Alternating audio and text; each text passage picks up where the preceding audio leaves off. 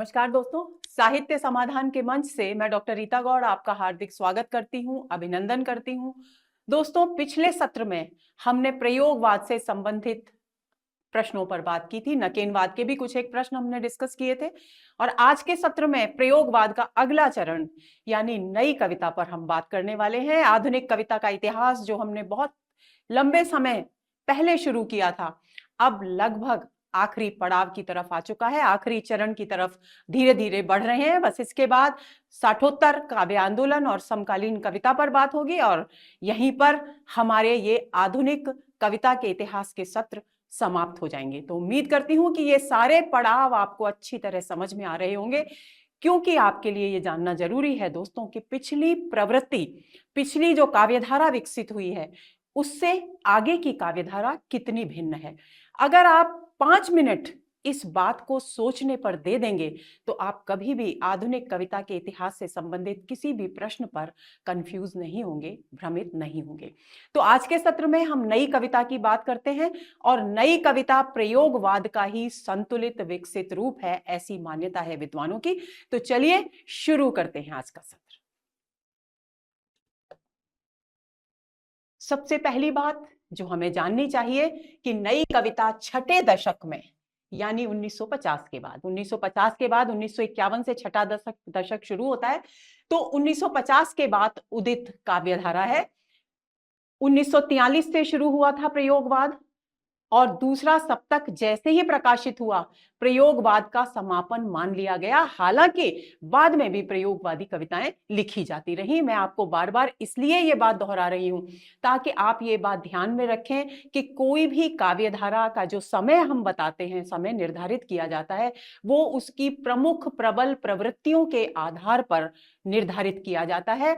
कोई भी काव्यधारा एकाएक न तो जन्म लेती है और ना ही अवसान को प्राप्त होती है। ये प्रक्रिया, ह्रास की प्रक्रिया और उदय की प्रक्रिया क्रमिक होती है, क्रमशः होती है। इस बात को ध्यान में रखेंगे। तो 1950 के बाद उदित काव्यधारा है नई कविता और 1951 में दूसरा सप्तक के प्रकाशन के साथ ही इसका सूत्रपात माना गया है। ध्यान दे लेंगे, प्रयोगवाद तार सप्तक 1943 से शुरू माना जाता है और नई कविता 1951 दूसरा सप्तक से शुरू मानी जाती है। सभी सप्तकों के संपादक अज्ञेय हैं और सभी सप्तकों में 7 कवियों की कविताओं का संकलन किया गया है। नई कविता पर अस्तित्ववादी दर्शन का प्रभाव है। अस्तित्ववादी दर्शन की हम चर्चा आगे करेंगे, जिसके नेतृत्व करता है अज्ञेय। यानी अस्तित्ववाद का जो प्रभाव, प्रयोगवाद पर हमने कितने प्रभावों की बात की थी आपको भूलना नहीं है। मनोविश्लेषणवाद का प्रभाव था प्रयोगवाद पर, प्रतीकवाद का प्रभाव था, रूपवाद का प्रभाव था और थोड़ा बहुत अस्तित्ववाद का भी प्रभाव था। लेकिन यहां नई कविता में अस्तित्ववाद का प्रभाव अच्छा खासा दिखाई देता है। तो इसके प्रवर्तक है, नेतृत्व करता है अज्ञेय। नई कविता पर मार्क्सवाद के प्रभाव के नेतृत्व करता है मुक्तिबोध। यानी मार्क्सवादी प्रवृत्तियां भी हमें नई कविता में कहीं कहीं देखने को मिलती हैं, जिसका नेतृत्व करते हैं मुक्तिबोध। देखिए, मार्क्सवाद कहां था? प्रगतिवाद में था। मनोविश्लेषणवाद कहां था? प्रयोगवाद में था। और अस्तित्ववादी दर्शन प्रमुख रूप से कहां है? सबसे ज्यादा प्रभाव अगर किसी दर्शन का है नई कविता पर तो वो है अस्तित्ववादी दर्शन। ये बात ध्यान में रखनी है। आगे चले। हिंदी साहित्यकोश भाग 1 में नई कविता के विषय में क्या कहा गया है उस पर एक नजर डालते हैं। नई कविता मूलतः 1953 में नए पत्ते के प्रकाशन के साथ विकसित हुई। नए पत्ते दोस्तों इलाहाबाद से प्रकाशित एक पत्रिका थी। इलाहाबाद से प्रकाशित एक पत्रिका थी और इसमें 1953 में इसके प्रकाशन के साथ इसका विकास माना जाता है। यह कहां कहा गया है? हिंदी साहित्यकोश भाग 1 में। यह जगदीश गुप्त तथा रामस्वरूप चतुर्वेदी के संपादन में 1954 में प्रकाशित पत्रिका नई कविता में अपने समस्त प्रतिमानों के साथ प्रकाश में आई। यानी हिंदी साहित्यकोश भाग 1 ये मानता है कि 1953 में नए पत्ते के साथ नई कविता का विकास प्रारंभ हुआ, लेकिन इसका सूत्रपात कब हो गया था? 1951 में दूसरा सप्तक के प्रकाशन के बाद। तो थोड़े से अपने स्पष्ट रूप में सामने आई 1953 में नए पत्ते के प्रकाशन के साथ, लेकिन बिल्कुल व्यवस्थित रूप से अपनी सारी विशेषताओं के साथ कब सामने आई? 1954 में। और कौन सी पत्रिका के माध्यम से? नई कविता पत्रिका के माध्यम से। और नई कविता पत्रिका के संपादक कौन थे? जगदीश गुप्त और राम स्वरूप चतुर्वेदी। और नए पत्ते के संपादक थे लक्ष्मीकांत वर्मा और राम स्वरूप चतुर्वेदी।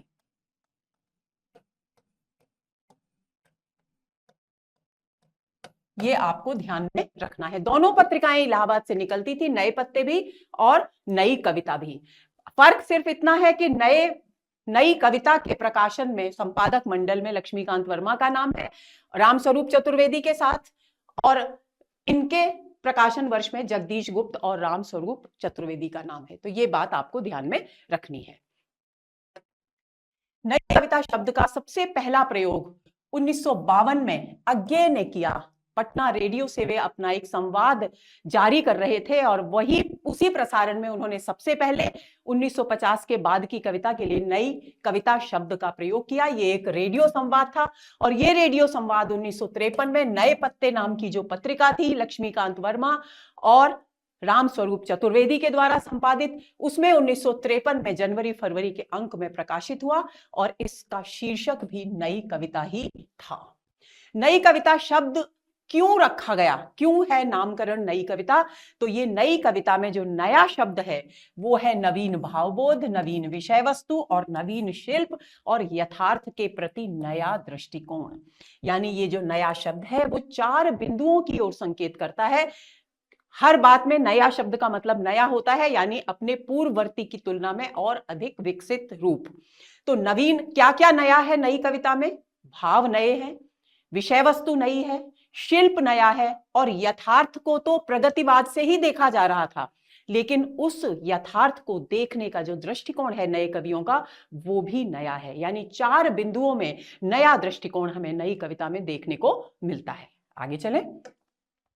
नई कविता उस आधुनिकता में विश्वास करती है जिसमें वर्जनाओं और कुंठाओं की अपेक्षा मुक्त यथार्थ का समर्थन है। अब देखिए, आधुनिक कविता में विश्वास तो भारतेंदु युग से ही शुरू हो गया था, क्योंकि आधुनिक काल की शुरुआत हो गई थी। एक वैज्ञानिक दृष्टिकोण से सारे परिवेश को देखने की प्रवृत्ति क्रमशः विकसित होने लगी थी, यानी उदित होने लगी थी भारतेंदु युग में। लेकिन यहां कहा क्या गया है? नई कविता उस आधुनिकता में विश्वास करती है और आधुनिकता के मायने भी जैसे जैसे नई कविता विकास के चरणों को पार करती गई, यानी भारतेंदु से द्विवेदी युग, द्विवेदी युग से छायावाद, छायावाद से प्रगतिवाद, प्रगतिवाद से प्रयोगवाद और प्रयोगवाद के बाद नई कविता, तो जैसे इतने चरणों को पार कर नई कविता सामने आई तो उसका जो आधुनिकता का दृष्टिकोण था, आधुनिक शब्द के प्रति जो दृष्टिकोण था वो भी बदला। और यहां आधुनिकता किसको कहा गया? आधुनिकता उसको कहा गया कि उसमें वर्जनाओं और कुंठाओं के लिए कोई स्थान नहीं है, यानी निषेध के लिए कोई जगह नहीं है। स्वतंत्रता, स्वच्छंदता, चयन की स्वतंत्रता, अभिव्यक्ति की स्वतंत्रता पूरी तरह से उसकी पक्षधर है नई कविता। और आपको एक और बात याद दिला दूं कि अस्तित्ववाद की सबसे महत्वपूर्ण विशेषता है स्वतंत्र अभिव्यक्ति, क्षण का महत्व, मनुष्य के को चयन की स्वतंत्रता देना। ये सारी बातें अस्तित्ववाद से संबंधित है और उसी पर यहां विश्वास व्यक्त किया गया। इसलिए जो कुछ जीवन में यथार्थ है, जो वास्तविक है, उसे अच्छी तरह से अभिव्यक्त करना है, बिना किसी वर्जना यानी निषेध के, बिना किसी कुंठा के। इस बात में विश्वास करती है और यही नए कवियों की दृष्टि में सच्ची आधुनिकता है।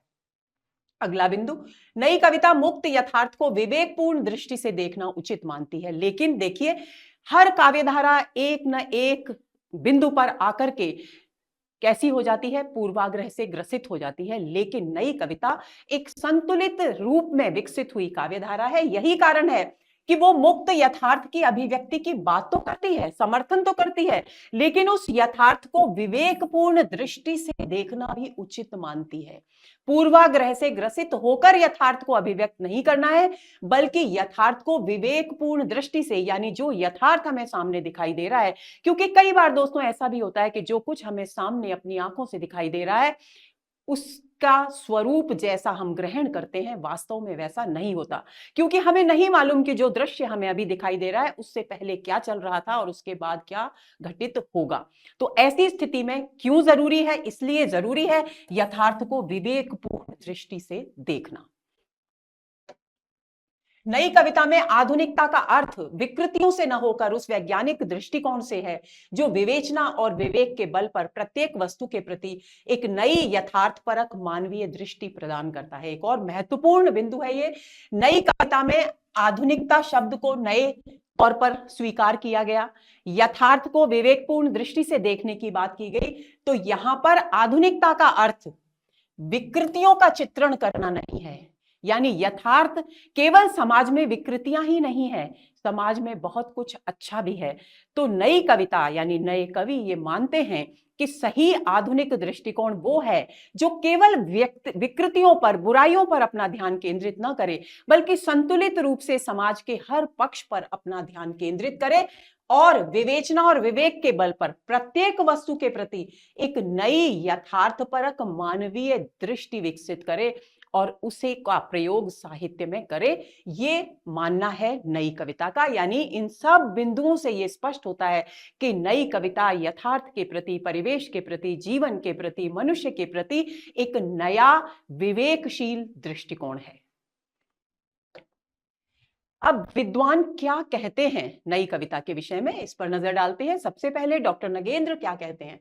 डॉक्टर नगेंद्र कहते हैं नई कविता भारतीय स्वतंत्रता के बाद लिखी गई। जाहिर सी बात है 1947 में देश आजाद हो गया और उसके बाद यानी 1951 से शुरुआत मानी गई है नई कविता की।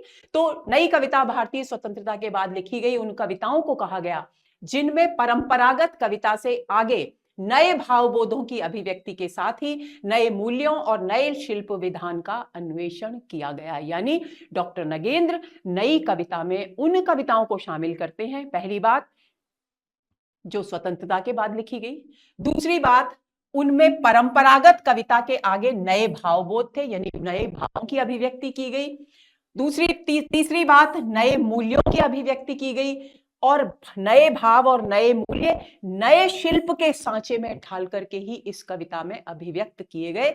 यानी तीन बिंदु नए उन पर बल दिया है डॉक्टर नगेंद्र ने अपने इस वक्तव्य में, नए भावबोध, नए मूल्य और शिल्प विधान। प्रश्न ये उठता है कि आखिर भावबोध नए और मूल्य नए के साथ में नए शब्द जोड़ने का औचित्य क्या है। तो दोस्तों इस नए शब्द का अर्थ है कि हम किसी भी बात को, किसी भी भाव को, किसी भी जीवन मूल्य को, किसी भी मानवीय मूल्य को बिना विवेक की दृष्टि से परखे अपने काव्य में शामिल नहीं कर सकते। यानी एक विवेकपूर्ण दृष्टि की बात नई कविता कदम कदम पर करती है। तो ये तीन बिंदु है और चौथा बिंदु नई कविता में डॉक्टर नगेंद्र ने जो बताया है कि भारत की आजादी के बाद उदित हुई काव्यधारा है। तो ये चार बातें डॉक्टर नगेंद्र ने अपने वक्तव्य में प्रस्तुत की हैं। आगे चलें।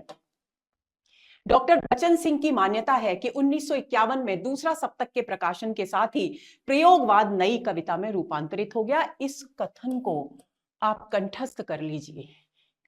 इसमें क्या कंठस्थ करना है? प्रयोगवाद नई कविता में रूपांतरित हो गया। इस बिंदु पर प्रश्न पूछा जा सकता है कि कौन से विद्वान नई कविता को प्रयोगवाद का रूपांतरित रूप मानते हैं। तो डॉक्टर बच्चन सिंह होना चाहिए। और डॉक्टर बच्चन सिंह ने नई कविता को किसका रूप, परिवर्तित रूप माना है? तो प्रयोगवाद का। यानी डॉक्टर बच्चन सिंह ही वो व्यक्ति हैं जो प्रयोगवाद का विकसित रूप, रूपांतरित रूप नई कविता में के रूप में देखते हैं। अब सुमित्रानंदन पंत जो कि छायावाद के कवि हैं और जिन्होंने प्रगतिशील चेतना की भी बहुत सारी कविताएं लिखी, वे क्या कहते हैं नई कविता के बारे में? वे लिखते हैं नई कविता में मानव भावना को छायावादी सौंदर्य के धड़कते हुए पलने से बलपूर्वक उठाकर जीवन समुद्र की उत्ताल लहरों से पैंग भरने के लिए छोड़ दिया। यानी बहुत ही स्पष्ट सी बात और बहुत सुंदर तरीके से पंत जी ने कही। वे कहते हैं कि छायावादी चेतना जो सौंदर्य की भावभूमि के बीच विकसित हुई, वहां पर विराजमान थी अच्छी तरह से कविता, लेकिन नई कविता जब आई तो उसने छायावादी सौंदर्य के माहौल से कविता को निकालकर जीवन के समुद्र में फेंक दिया, लहरों के बीच। यानी जीवन की साक्षात और यथार्थपरक अभिव्यक्ति बन गई नई कविता, नई कविता के रूप में। पहली बात। दूसरी बात, लहरों से पेंग भरने के लिए छोड़ दिया गया। या लहरों से पेंग भरने का मतलब क्या है कि जीवन में जो कुछ भी संघर्ष हमारे चल रहा है वो संघर्ष कविता का हिस्सा बने। केवल हम जीवन के संघर्ष से पलायन कर सौंदर्य के, आनंद के, कल्पना लोक में ही ना डूबे रहें, बल्कि हम आंखें चार करके जीवन के उस हर एक संघर्ष को देखें और आत्मविश्वास के साथ उसका सामना करें। ये तथ्य नई कविता प्रस्तुत करती है, जहां वह साहस के साथ सुख दुख, यानी मनुष्य के जीवन के सुख दुख, आशा निराशा के घात प्रतिघातों में बढ़ती हुई युग जीवन के आंधी तूफानों का सामना कर सके, अंतर्वेदना से मुक्त होकर सामाजिक व्यथा के अनुभव में परिपक्व बन सके। यानी देखिए, एक तो सुमित्रा नंदन पंत ने बताया कि नई कविता के आगमन के बाद जो कविता छायावादी सौंदर्य और कल्पना के घेरे में थी वो जीवन के बीच आकर खड़ी हो गई। दूसरी बात, वो कहते हैं कि जीवन रूपी समुद्र की उत्ताल लहरों से पेंगे भरने के लिए छोड़ दिया, यानी जीवन के संघर्ष की अभिव्यक्ति कविता में आ गई। और तीसरी बात वे कहते हैं कि जीवन में जितनी भी आशा निराशा है, दुख सुख है, घात प्रतिघात है, उनसे बढ़ती हुई अपने व्यक्तिगत जीवन से, यानी व्यक्ति के जीवन से बढ़ती हुई कविता कहां आ गई? युग जीवन के आंधी तूफानों के सामने आ गई। यानी व्यक्तिगत जीवन के सुख दुख के साथ परिवेश में जो संघर्ष है, परिवेश में जो विसंगतियां हैं, उनकी अभिव्यक्ति भी नई कविता में की गई। अंतर्वेदना से मुक्त होकर सामाजिक व्यथा के अनुभव में परिपक्व बन सके। और ऐसा क्यों कहा गया? क्योंकि कविता कवि सृजित करता है और कवि की अपनी पीड़ाएं भी होती हैं, निजी वेदनाएं भी होती हैं। तो इस परिवेश से इतना अधिक जुड़ जाए, युग चेतना से इतना अधिक जुड़ गया नई कविता का कवि कि वो अपनी व्यक्तिगत वेदना, जो आंतरिक पीड़ा थी, उससे मुक्त होकर किससे जुड़ गया? सामाजिक व्यथा के अनुभवों से जुड़ गया। यानी परिवेश के प्रति सजग, जागरूक और संवेदनशील रूप में सामने आए नए कवि। नई कविता विश्व वर्चस्व से प्रेरणा ग्रहण कर। अब देखिए कैसे क्रमशः पंत जी बता रहे हैं कि पहले सौंदर्य से बाहर आकर जीवन के मैदान में खड़ी हो गई कविता, फिर व्यक्ति के सुख दुख की अभिव्यक्ति बन गई कविता, फिर व्यक्ति के सुख दुख से समाज के सुख दुख और संघर्ष की अभिव्यक्ति बन गई कविता, और अब समाज से कहां आ गई? विश्व वर्चस्व। यानी विश्व में अंतरराष्ट्रीय स्तर पर जो कुछ हो रहा है उसकी अभिव्यक्ति भी यहां नई कविता में हुई। विश्व वर्चस्व से प्रेरणा ग्रहण कर, वर्चस्व का जो संघर्ष परिवेश में, विश्व में, अंतरराष्ट्रीय स्तर पर चल रहा था, उससे प्रेरणा ग्रहण कर भी नई कविता ने काव्य सृजन किया। आज के प्रत्येक पल बदलते हुए युग पट को अपने मुक्त छंदों के संकेतों की तीव्र मंद गति लय में अभिव्यक्त कर युग मानव के लिए नवीन भावभूमि प्रस्तुत कर रही है। और यहां बात आ गई शिल्प की। ये तो हो गया भावभूमि की बात कि नई कविता की विषय वस्तु क्या है। यहां आते हैं कि मुक्त छंद के माध्यम से वो अपनी इन सारी विषय वस्तु को अभिव्यक्त कर रही है। और अंतिम बात ये आती है कि पूरी जो नवीन भावभूमि है वो युग मानव के से संबंधित है। यानी किसी एक व्यक्ति विशेष, किसी एक समाज विशेष, किसी एक देश विशेष तक सीमित नहीं है नई कविता, बल्कि अंतरराष्ट्रीय परिवेश से जुड़ी हुई कविता है नई कविता। आगे चलें। डॉक्टर धर्मवीर भारती लिखते हैं, नई कविता प्रथम बार समस्त जीवन को व्यक्ति या समाज इस प्रकार के तंग विभाजनों के आधार पर न मापकर मूल्यों की सापेक्ष स्थिति में व्यक्ति और समाज दोनों को मापने का प्रयास कर रही है। यानी नई कविता से पहले की जो कविता थी उसमें दो चीजें बहुत प्रभावशाली, प्रबल रूप में हमारे सामने आई। देखिए, जब हम प्रगतिवाद की बात करते हैं तो वहां वर्ग संघर्ष है और दो वर्ग समाज में प्रमुख रूप से माने गए। कौन से? शोषक वर्ग जो शोषण कर रहा है और शोषित वर्ग जिसका शोषण किया जा रहा है। तो वर्ग के जरिए समाज को, वर्ग भेद के दृष्टिकोण से, चश्मे से समाज को देखा गया। जब प्रयोगवाद आया तो व्यक्ति की बात की गई और समाज की बात की गई। लेकिन डॉक्टर धर्मवीर भारती कहते हैं कि नई कविता में आकर इन सीमाओं में बंधकर नहीं रही नई कविता की विषय वस्तु, बल्कि इनके आधार पर न मापकर उन्होंने व्यक्ति और समाज को मूल्यों के परिप्रेक्ष्य में नापा। मूल्यों के कौन से मूल्य? जीवन मूल्य और मानवीय मूल्य जो उस समय के दौर के लिए बहुत उपयोगी और प्रासंगिक थे, उनके संदर्भ में उनकी सापेक्षता के साथ इस व्यक्ति और समाज का मूल्यांकन किया, दोनों को मापने का प्रयास कर रही है। यदि हम उन गहन आंतरिक मूल्यों को समझने की चेष्टा नहीं करें नहीं करते तो हम नई कविता की प्रकृति को समझने में भूल कर सकते हैं। डॉक्टर भारती कहते हैं कि यदि हम नई कविता की प्रकृति को सचमुच समझना चाहते हैं तो हमारे लिए उन गहरे आंतरिक मूल्यों को समझना जरूरी है जिन आंतरिक मूल्यों को लेकर नई कविता की भाव चेतना हमारे सामने आई है। यदि हम उन आंतरिक मूल्यों को नहीं समझते तो हम वास्तव में नई कविता की प्रकृति, उसकी विशिष्टताएं, उसके स्वभाव को समझने में कहीं ना कहीं कुछ भूल कर सकते हैं। आगे चलें।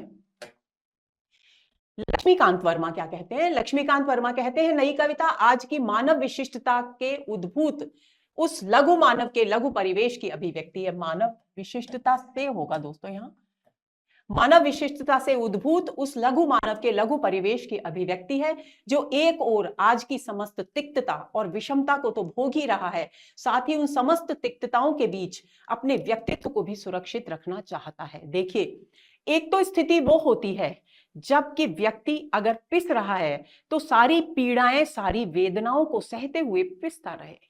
दूसरी स्थिति वो होती है कि लघु मानव पिस रहा है लेकिन वो चाहता है, वो निरंतर संघर्षशील है कि अपने अस्तित्व को बचाए रखे, अपने व्यक्तित्व को, अपनी अस्मिता को बचाकर सुरक्षित रखे। तो दोनों स्थितियों में फर्क है। एक में अस्तित्व के प्रति जागरूकता नहीं है मनुष्य की और दूसरे में संघर्ष तो कर ही रहा है लेकिन अस्तित्व के प्रति बराबर जागरूक भी बना हुआ है। तो उसी बिंदु की ओर लक्ष्मीकांत वर्मा ने यहां हमारा ध्यान आकर्षित किया है। तो उस व्यक्तित्व को भी सुरक्षित रखना चाहता है। वह विशाल मानव प्रवाह में बहने के साथ साथ अस्तित्व के यथार्थ को भी स्थापित करना चाहता है, उसके दायित्व का निर्वाह भी, यानी समाज के प्रति, परिवेश के प्रति, राष्ट्र के प्रति, अंतरराष्ट्रीय जगत के प्रति दायित्वों की बात तो हम बार बार साहित्य में करते हैं, लेकिन व्यक्ति के अपने अस्तित्व के प्रति उसका क्या दायित्व है इसकी बात हम कभी नहीं करते। तो लक्ष्मीकांत वर्मा उसी की ओर संकेत कर रहे हैं और यही अस्तित्ववाद है कि हम सबके प्रति तो जागरूक हों लेकिन अगर हम अपने अस्तित्व को ही भुला दें तो अब हमारे अपने अस्तित्व से, व्यक्ति की इकाई से जुड़ करके ही तो समाज बनता है, समाज से ही तो जुड़ करके परिवेश बनता है, परिवेश से देश और देश से अंतरराष्ट्रीय जगत बनता है। तो हम ऐसी स्थिति में व्यक्ति की अस्मिता को, उसके अस्तित्व को भला कैसे भुला सकते हैं? इस बात की ओर यहां पर ध्यान दिलाया जा रहा है। पिछली स्लाइड पर एक बार वापस चलते हैं। देखिए, यहां एक शब्द आया है, समस्त तिक्तता। इसका अर्थ मैंने नहीं बताया आपको। तिक्तता का अर्थ होता है कड़वाहट। तो जीवन में जितनी भी कड़वाहट है, विषमता, असंगतियां हैं, उन सबको तो मनुष्य भोग रहा है, लेकिन उन सब कड़वाहटों के बीच वो उन सबको तो झेल रहा है, उसके लिए तत्पर है, लेकिन अपने व्यक्तित्व को भी सुरक्षित रखना चाहता है। संघर्ष अपनी जगह है, अपने व्यक्तित्व के प्रति सजगता अपनी जगह, परिवेश के प्रति जागरूकता अपनी जगह, अपने व्यक्तित्व के प्रति जागरूकता अपनी जगह। तो दोनों चीजों को लेकर के यहां मनुष्य चल रहा है और इसी की अभिव्यक्ति लक्ष्मीकांत वर्मा के अनुसार नई कविता में हुई है। आगे चलें। गिरजा कुमार माथुर क्या लिखते हैं? ध्यान दिला दूं, गिरजा कुमार माथुर तार सप्तक के कवि हैं, लेकिन उन्होंने नई कविताएं भी लिखी। वे लिखते हैं, मौजूदा कविता के अंतर्गत वे दोनों ही बातें कही जा रही हैं जिनमें एक ओर या तो शैली, शिल्प और माध्यमों के प्रयोग होते रहे तो दूसरी ओर समाजोन्मुखता पर बल दिया जाता रहा। यानी उन्होंने बता दिया कि ज्यादातर जितने भी वक्तव्य नई कविता के विषय में हैं उनमें क्या बात कही जा रही है? शैली की बात की जा रही है, नई शैली है, नया शिल्प है, नए माध्यम है, इनके प्रयोग की बात की जा रही है। दूसरी ओर समाजोन्मुखता पर बल दिया जा रहा है। लेकिन नई कविता हम उसे मानते हैं, अब अपना वक्तव्य देते हैं कि लोग तो ये कह रहे हैं, हमारी दृष्टि में नई कविता क्या है? तो डॉक्टर गिरजा कुमार माथुर कहते हैं, नई कविता हम उसे मानते हैं जिसमें इन दोनों के तत्वों का संतुलन है, यानी वे शिल्प, समाज और भाव, इनके बीच संतुलन की बात करते हैं। संतुलन हो, समन्वय हो। कविता में वस्तु और शैली की हम कोई वर्णाश्रम व्यवस्था मानने के पक्ष में नहीं है, यानी वे विषय वस्तु की बात अलग करें, शैली की बात अलग करें, उसकी चर्चा अलग करें, उसकी चर्चा अलग करें, इस बात के, इस मत के पक्षधर नहीं है गिरजा कुमार माथुर, बल्कि वो कहते हैं कि नई कविता वास्तव में वो कविता है जो वस्तु यानी विषय वस्तु और शैली, इन दोनों के संतुलित सामंजस्य को प्रस्तुत करती है। मुक्तिबोध क्या कहते हैं?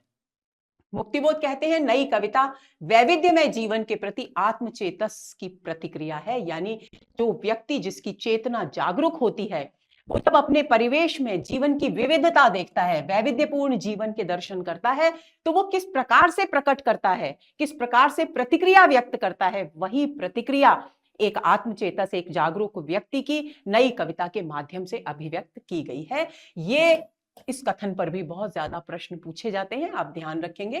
डॉक्टर नामवर सिंह और रामविलास शर्मा ने नई कविता को प्रयोगवाद का छद्म रूप माना है। किसने प्रयोगवाद का छद्म रूप माना है नई कविता को, इस बात को भी ध्यान रखेंगे। डॉक्टर नामवर सिंह और रामविलास शर्मा प्रयोगवाद का छद्म रूप मानते हैं नई कविता को। छद्म रूप यानी नकली रूप। नरेश मेहता और श्रीकांत वर्मा इसे प्रगतिवाद और प्रयोगवाद से सर्वथा भिन्न प्रयत्न मानते हैं। ये जितने भी विचार हैं दोस्तों, इनको अच्छी तरह से ध्यान में रख लेंगे, क्योंकि इन पर प्रश्न पूछे जा सकते हैं। गिरजा कुमार माथुर और बालकृष्ण राव ने छायावाद के पश्चात लिखी गई समस्त कविता को नई कविता के अंतर्गत स्वीकार किया है। किन विद्वानों ने छायावाद के बाद लिखी गई सारी कविता को नई कविता के अंतर्गत माना है? प्रश्न पूछा जा सकता है। गिरजा कुमार माथुर और बालकृष्ण राव। प्रगति, अब देखिए, जरूरी है अगर हमें नई कविता को, उसके स्वरूप को सचमुच बहुत अच्छे तरीके से समझना है, तो हमारे लिए जरूरी है कि हम जो 3 महत्वपूर्ण आधुनिक कविता के पड़ाव है, जहां से एक स्पष्ट बिल्कुल भिन्न दिशा में विकास करती हुई कविता दिखाई देती है, वो है प्रगतिवाद, प्रयोगवाद और नई कविता। तो हम इन तीनों पर एक तुलनात्मक दृष्टि देते हैं, जिससे कि हमारी पकड़ नई कविता पर भी मजबूत हो सके, प्रयोगवाद पर भी और प्रगतिवाद पर भी। तो सबसे पहला बिंदु क्या है? सबसे पहला, और कथ्य से संबंधित इन काव्य धाराओं पर जितने भी प्रश्न आते हैं वो इनसे ही जुड़े हुए होते हैं, तो इन तथ्यों को आप बिल्कुल भूलेंगे नहीं। तो पहला बिंदु है, प्रगतिवाद मार्क्सवादी दृष्टिकोण के दायरे में बद्ध था, यानी प्रगतिवाद की जो मूल चेतना थी वो थी मार्क्सवादी दृष्टिकोण। मार्क्सवादी दृष्टिकोण के चश्मे से ही प्रगतिवादियों ने समाज को देखा, जीवन के यथार्थ को देखा, यानी एक दायरे में बद्ध था प्रगतिवाद। प्रयोगवाद सभी प्रकार के वैचारिक दायरों से मुक्त था। देखिए, दायरे में बद्ध होने की प्रतिक्रिया क्या हुई कि जब प्रयोगवाद आया प्रगतिवाद के बाद, तो उसने सभी प्रकार के वैचारिक दायित्वों का विरोध किया कि हम प्रभाव सबसे स्वीकार कर सकते हैं, लेकिन किसी भी एक सांचे में ढल करके काव्य सृजन को वे अनुचित मानते थे। तो वैचारिक दायरों से मुक्ति की घोषणा की, लेकिन प्रभाव किस किस से ग्रहण किया वो भी हमारे ध्यान में होना चाहिए। फ्रायड के मनोविश्लेषणवाद का प्रभाव, अस्तित्ववाद का प्रभाव, प्रतीकवाद का, रूपवाद का भी कुछ कुछ प्रभाव दिखाई दिया, जिसकी चर्चा हम प्रश्नों के सत्र में कर चुके हैं। ये बात आपको ध्यान में रखनी है। अब नई कविता की बात आई। नई कविता भोगे हुए यथार्थ की सशक्त अभिव्यक्ति की कविता है। नई कविता की सबसे बड़ी बात क्या है कि जो यथार्थ यहां अभिव्यक्त हुआ है वो उसे कवि ने स्वयं अपने भीतर जिया है, चाहे वो परिवेश का ही यथार्थ क्यों ना हो। इस संवेदनात्मक स्तर पर पहुंच गया है नया कवि कि वो किसी भी यथार्थ को जो उसे आंदोलित करता है, उद्वेलित करता है, झकझोर देता है, उसे वो अपने भीतर घटित होता हुआ महसूस करता है। और यही कारण है कि भोगे हुए यथार्थ की बहुत प्रभावशाली अभिव्यक्ति नई कविता में हुई है। अस्तित्ववाद, मार्क्सवाद और मनोविश्लेषणवाद से अत्यधिक प्रभावित है। 3 प्रभाव दिखाई देते हैं, अस्तित्ववाद, मार्क्सवाद और मनोविश्लेषणवाद। मार्क्सवाद पर बात हम कर चुके, मनोविश्लेषणवाद पर हम पिछले सत्र में बात कर चुके। अब बात आती है अस्तित्ववाद पर। तो अस्तित्ववाद क्या है दोस्तों? अस्तित्ववाद को बहुत मोटे तौर पर, क्योंकि यदि हम नई कविता की बात करते हैं और गद्य में नए उपन्यासों की भी बात करते हैं, तो कोई भी जो भी नया साहित्य 1950 के बाद का साहित्य, सब में अस्तित्ववाद कहीं ना कहीं अधिकांशतः प्रभाव देखने को मिलता है, और अज्ञेय के उपन्यासों में तो खास तौर पर दिखाई देता है। तो अस्तित्ववाद क्या है? अस्तित्ववाद, अस्तित्व और वाद 2 शब्द हैं। वाद का मतलब दायरा घेरा, हम पहले भी चर्चा कर चुके हैं। अस्तित्व का मतलब है अपने होने का एहसास। अस्ति यानी है, और त्व उसमें लग गया, यानी अपने होने का एहसास। इस शब्द को अभिव्यक्त करता है अस्तित्ववाद शब्द। अब ये तो हुई इसका शाब्दिक अर्थ। अब अस्तित्ववाद एक दार्शनिक विचारधारा है, कुछ विद्वानों का ये कहना है। कुछ विद्वान कहते हैं कि अस्तित्ववाद एक दृष्टिकोण है। यही बात मनोविश्लेषणवाद के बारे में भी कही जाती है। मनोविश्लेषणवाद को कुछ लोग दर्शन से जोड़ते हैं, कुछ लोग एक दृष्टिकोण से जोड़ते हैं। तो जर्मनी के 2 विद्वान थे, उन विद्वानों ने, और जिसमें डेनमार्क के कीर्कगार्ड का नाम भी विशेष रूप से उल्लेखनीय है, 19वीं शताब्दी में इस दर्शन को सामने लेकर आए। और उसके बाद साहित्य में यह दर्शन आया 20वीं शताब्दी में, और लाने वाले थे सार्त्र। अब आखिर ये दर्शन है क्या? इस दर्शन की सबसे महत्वपूर्ण बात यह है कि ये मनुष्य को केंद्र में मानता है, कि सृष्टि के केंद्र में मनुष्य है। लेकिन मनुष्य की बात तो बहुत लोगों ने की, लेकिन यहां मनुष्य के होने का एक बिल्कुल भिन्न दृष्टिकोण है। वे अस्तित्ववादी मानते हैं कि इस सृष्टि में यदि सबसे अधिक उपायहीन, असहाय, अवश व्यक्ति कोई है तो वो है मनुष्य। अब ये अवस्था, ये निरुपायता, ये आखिर क्यों है? क्यों मानते हैं अस्तित्ववादी मनुष्य को असहाय? उसका कारण है कि जो मनुष्य इस पृथ्वी पर जन्म लेकर आया है उसकी मृत्यु निश्चित है, और इस मृत्यु के कि सत्य से जोड़ने के कारण अस्तित्ववादी मानते हैं कि मनुष्य के हाथ में, क्योंकि वो अपने हाथ से, अपनी इच्छा से अपनी मृत्यु को नहीं बुला सकता, अपनी इच्छा से मृत्यु को टाल भी नहीं सकता, तो उसके हाथ में तो कुछ भी नहीं है। यही कारण है कि वे उसे असहाय मानते हैं। दूसरी बात ये कि वो ये मानते हैं कि ऐसी स्थिति में मनुष्य के पास एक सीमित समय है और उसे ये भी नहीं मालूम कि कितना समय उसके पास है, तो अनिश्चितता और असहायता की स्थिति हो गई। तो प्रत्येक क्षण उसके लिए कीमती है, क्योंकि एक निश्चित समय सीमा में ही उसे अपने अस्तित्व की सार्थकता प्रमाणित करनी है। ये है अस्तित्ववाद। तो क्षण का महत्व जो नई कविता में है, प्रयोगवाद में भी कहीं कहीं देखने को मिला। क्षण का महत्व, जीवन के प्रति बिल्कुल नया दृष्टिकोण, मनुष्य के प्रति बिल्कुल नया दृष्टिकोण, ये अस्तित्ववादी प्रभाव हैं जिनको यहां नई कविता में स्पष्ट किया गया।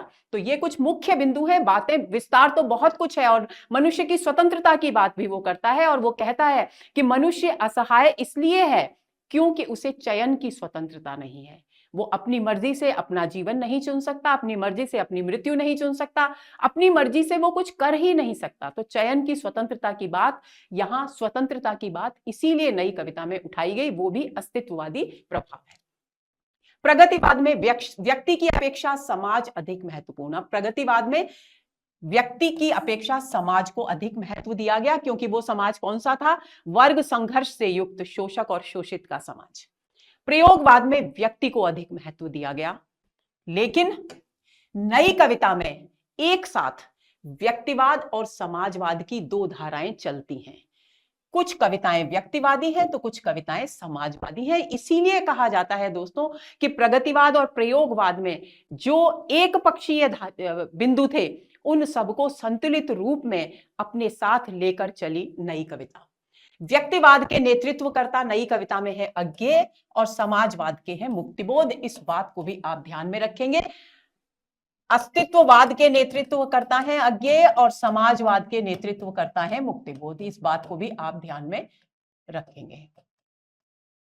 प्रगतिवाद में युगीन चेतना की अभिव्यक्ति, प्रयोगवाद में क्षण चेतना की अभिव्यक्ति, क्योंकि प्रयोगवाद में भी अस्तित्ववाद का प्रभाव था, तो क्षण चेतना की अभिव्यक्ति। नई युग चेतना भी है और क्षण चेतना भी, यानी इन दोनों धाराओं की अपेक्षा परिवेश के प्रति एक संतुलित दृष्टिकोण लेकर के चली नई कविता। प्रगतिवाद में राजनीतिक व्यंग्य की भरमार है। बहुत कड़वे, करारे, तीखे, मर्म को चोट पहुंचा देने वाले राजनीतिक व्यंग्य यहां किए गए। प्रयोगवाद में राजनीतिक व्यंग्य नहीं के बराबर है, लेकिन नई कविता में राजनीतिक विषय भी अभिव्यक्त हुए और अन्य विषय भी अभिव्यक्त हुए। केवल राजनीतिक विषयों पर नए कवियों का ध्यान केंद्रित नहीं रहा। प्रगतिवाद में आर्थिक विसंगतियों से युक्त यथार्थ का चित्रण अधिक किया गया, यानी आर्थिक विषमताओं, आर्थिक जो परेशानियां हैं उन पर ज्यादा ध्यान केंद्रित किया गया। प्रयोगवाद में यथार्थ के मनोवैज्ञानिक, यहां आर्थिक पक्ष महत्वपूर्ण है, यहां मनोवैज्ञानिक पक्ष को अधिक महत्व दिया गया, क्योंकि किसका प्रभाव था? फ्रायड के मनोविश्लेषणवाद का प्रभाव था। यही कारण है कि मनोवैज्ञानिक पक्ष पर अधिक प्रयोगवाद में बल दिया गया। नई कविता में यथार्थ के सभी पक्षों को स्वीकार करने की प्रवृत्ति, यथार्थ जैसा भी है स्वीकार करने की प्रवृत्ति नई कविता में मिलती है। अब ये जो तीनों बातें प्रगतिवाद और प्रयोगवाद और नई कविता के बीच हमने पढ़ी, सारांश रूप में डॉक्टर हरिचरण शर्मा प्रयोगवाद और नई कविता के अंतर को स्पष्ट करते हुए लिखते हैं। क्या कहते हैं? प्रयोगवाद एक ऐसा पौधा था जिसकी शाखाएं और पत्तियां काट छांट के अभाव में मनमाने ढंग से फैलती जा रही थी। यानी एक ऐसा पौधा जिसकी पत्तियां, जिसकी शाखाएं मनमाने ढंग से फैलें। उसका अर्थ क्या है, इसकी व्यंजना क्या है? इसकी व्यंजना यह है कि उसमें संतुलन नहीं था। जबकि नई कविता एक कटी छटी सजी सवरी लता है। नई कविता क्या है उनकी दृष्टि में? नई कविता डॉक्टर शर्मा की दृष्टि में है एक ऐसी बेल जिसे काटा संवारा गया है, यानी संतुलित बनाया गया है, सजाया संवारा गया है, संतुलन है और है यथार्थ का रस सींचकर हरी भरी बने रहने की उमंग। यानी नई कविता में संतुलन की बात करते हैं। दूसरी बात, नई कविता का जो मूल तत्व है वो है यथार्थ से सींची गई है नई कविता, और उस यथार्थ की इतनी सहज और संवेदनात्मक अभिव्यक्ति है। इसलिए शब्द कौन सा इस्तेमाल किया डॉक्टर शर्मा ने? सींच कर हरी भरी बने रहने की उमंग है। यानी कोरा, घृणित, निराशा उत्पन्न करने वाले यथार्थ नहीं, बल्कि यथार्थ को उसके वास्तविक स्वरूप में पूरी संवेदनशीलता के साथ नए कवियों ने अभिव्यक्त किया है। फिर ऐसी स्थिति में नई कविता प्रयोगवाद का छद्म नाम न होकर संशोधित रूप है। यहां किसके कथन का जवाब दिया जा रहा है? डॉक्टर नामवर सिंह और रामविलास शर्मा, जिन्होंने नई कविता को प्रयोगवाद का छद्म रूप बताया, उस मत का खंडन करते हुए डॉक्टर शर्मा कहते हैं कि ऐसी स्थिति में नई कविता प्रयोगवाद का छद्म नाम न होकर संशोधित रूप है। यानी उनकी दृष्टि में नई कविता को प्रयोगवाद का छद्म रूप नहीं माना जा सकता, बल्कि उसका संशोधित और संतुलित रूप माना जा सकता है, जो अपने में संतुलित जीवन दृष्टि और प्रयोगवाद की प्रयोगशील प्रवृत्ति लिए खिलता रहता है। और नई कविता में क्या खास बात है? संतुलित जीवन दृष्टि है, और प्रयोगवाद की जो प्रयोगशील प्रवृत्ति है वो भी अपने पूरे संतुलन के साथ नई कविता में दिखाई देती है। प्रयोगवाद में बौद्धिकता का बेमानी अतिरेक था। अब प्रयोगवाद और नई कविता के अंतर को स्पष्ट कर रहे हैं कि प्रयोगवाद में बौद्धिकता बहुत अधिक बढ़ गई थी, और यही कारण है कि कुछ एक कविताएं तो इतनी जटिल हो गई कि उनके कथ्य को समझ पाना ही मुश्किल हो गया। तो प्रयोगवाद में बौद्धिकता का बेमानी अतिरेक था। अतिरेक यानी बहुत अधिकता, रसहीनता थी, नीरस हो गई कविता। चमत्कृति विशेषीकरण की वृत्ति काम जनित कुंठाओं, निराशाओं, अतृप्तियों और घोर वैयक्तिकता का संदर्भ था। नहीं, प्रयोगवाद में ये सारी विशेषताएं इतनी ज्यादा आ गई कि प्रयोगवाद जन जीवन की अभिव्यक्ति रहा ही नहीं। वो कौन सी विशेषता है? चमत्कार उत्पन्न करने की प्रवृत्ति, विशेषीकरण की वृत्ति जिसकी हम चर्चा कर चुके, काम जनित कुंठाओं की अभिव्यक्ति, मनुष्य की निराशाओं की अभिव्यक्ति, अतृप्तियों की अभिव्यक्ति और व्यक्तिवादिता बहुत अधिक बढ़ गई प्रयोगवाद में। लेकिन नई कविता में क्या हुआ? नई कविता राग दीप्त यानी प्रेम के प्रकाश से युक्त, रसनीय यानी सरस, सामाजिक और आस्थावादी। लेकिन इसका मतलब यह नहीं है कि व्यक्तिगत है, क्योंकि राग से दीप्त है और रस से युक्त है, सरस है। इसके साथ साथ नई कविता सामाजिक भी है, यानी समाज से जुड़ी हुई भी है, आस्थावादी भी है, जीवन के प्रति एक आस्था परक दृष्टिकोण भी अभिव्यक्त करती है नई कविता। यह जीवन की कविता है, जीवंत कविता है। इसमें मानव जीवन की सरस विरस, राग विराग, आसक्ति अनासक्ति, हर्ष विषाद, आस्था अनास्था और यथार्थमयी दृष्टि है। यानी जीवन जिन दो पाठों के बीच में से गुजर करके आगे बढ़ता है, कौन कौन सी हैं वे स्थितियां? कभी सरस होता है, कभी विरस होता है, कभी प्रेम होता है, कभी वैराग्य होता है, कभी आसक्ति होती है, सब कुछ अच्छा लगता है, हमें उसके प्रति आसक्ति का भाव बढ़ता है, कभी कभी हम विरक्ति का भाव भी बढ़ाते हैं, अनासक्ति होती है, कहीं हर्ष है, आनंद है, तो कहीं दुख है, कहीं आस्था है, कहीं अनास्था है, और कहीं यथार्थवादी दृष्टि है। जो कुछ एक मनुष्य के जीवन में, उसके हृदय में भावनाओं के दौर के चलते उत्पन्न होती हैं, वे सारी परस्पर विरोधी प्रवृत्तियां, भावनाएं यहां नई कविता में अभिव्यक्त हुई हैं। प्रयोग वैचित्र्य नवीन, ताजे और संयमित शैल्पिक प्रयोग में बदल गया है। अब प्रयोगवाद में जो प्रयोग के नाम पर जो चमत्कार उत्पन्न करने की प्रवृत्ति कविता में आ गई थी, जिसके कारण कविता दुरूह और नीरस हो गई, उसका स्थान नई कविता में किसने ले लिया है? ताजे और संयमित शैल्पिक प्रयोग। ताजा यानी नयापन है शिल्प में, लेकिन संतुलन भी है, चमत्कार की अधिकता नहीं है, संतुलन उसमें शिल्प में खास तौर पर दिखाई देता है। अतः अपनी नवीनता की सुरक्षा करती हुई नई कविता प्रयोगवाद से आगे की स्वस्थ और संतुलित भूमिका पर खड़ी है।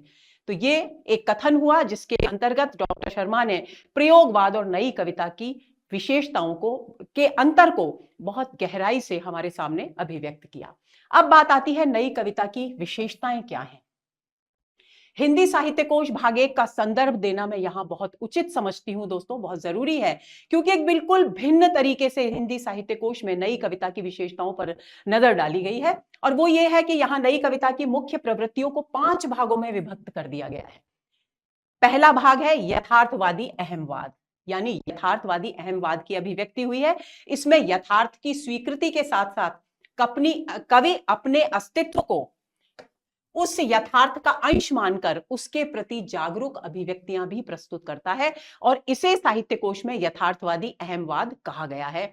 यानी जीवन के यथार्थ के प्रति अपने अस्तित्व की अभिव्यक्तियां भी करना, उसके साथ साथ क्योंकि उसका अस्तित्व उसी परिवेश के यथार्थ का अंश है ऐसा मानकर अभिव्यक्ति करना यथार्थवादी अहमवाद के अंतर्गत आता है। दूसरा बिंदु व्यक्ति अभिव्यक्ति की स्वच्छंद प्रवृत्ति है, यानी व्यक्ति के हृदय में जो कुछ भी चल रहा है उसकी बिल्कुल स्वतंत्र अभिव्यक्ति देखने को नई कविता में मिलती है। इसमें आत्मानुभूति की समस्त संवेदना को बिना किसी आग्रह के रखने की चेष्टा की जाती है, यानी अभिव्यक्तियां बिल्कुल उन्मुक्त हैं। तीसरा बिंदु है आधुनिक यथार्थ से द्रवित व्यंग्यात्मक दृष्टि की। कहीं कहीं आधुनिक यथार्थ इतना अधिक हो गया है कि उससे कवि का जो संवेदनशील हृदय है वो पिघलकर उसकी जो अभिव्यक्ति की दृष्टि है वो व्यंग्य परक हो गई है। तो इस प्रकार की विशेषता भी हिंदी साहित्य कोश में बताई गई। इसमें वर्तमान की कटुताओं और विषमताओं के प्रति कवि की व्यंग्यपूर्ण भावनाएं अभिव्यक्त हुई हैं। ये 3 बातें हुई। चौथी प्रवृत्ति ऐसे कवियों की है जिनमें रस और रोमांच के साथ साथ आधुनिकता और समसामयिकता का भी प्रतिनिधित्व है, यानी उनके कविता में रस भी है, रोमांच भी है, आधुनिक दृष्टिकोण भी है और समसामयिकता भी है। इस तरह का एक वर्ग है और ये अलग चौथी विशेषता बताई गई है।